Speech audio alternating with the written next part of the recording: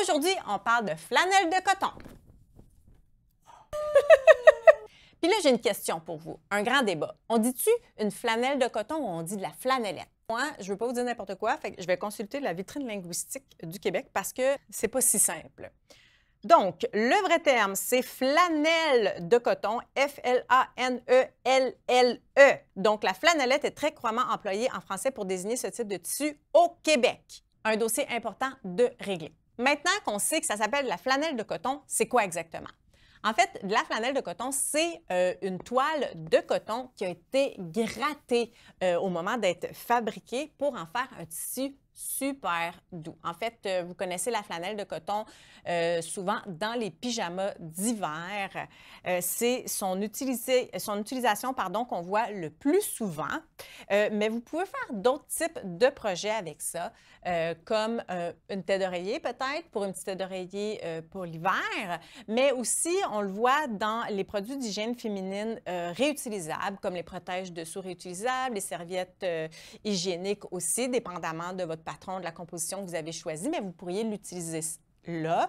On peut aussi en faire avec nos retailles des tampons démaquillants, pourquoi pas, mais on ne se le cachera pas, on le voit surtout dans le pyjama. Par contre, il n'y a rien qui vous empêche de faire autre chose, comme une chemise, par exemple, s'il y a un beau motif qui vous intéresse. C'est sûr que dans la flanelle, il y a beaucoup de motifs pour les enfants. Chez Club Tissu, on a vraiment une super belle sélection pour ça. Mais on a aussi des beaux carottés que vous pourriez vraiment aimer pour vous faire une chemise pour vous ou pour votre conjoint. Puis en plus, c'est super confortable à porter par une belle journée d'automne. On coud la flanelle de coton avec un aiguille universelle, un fil de polyester régulier.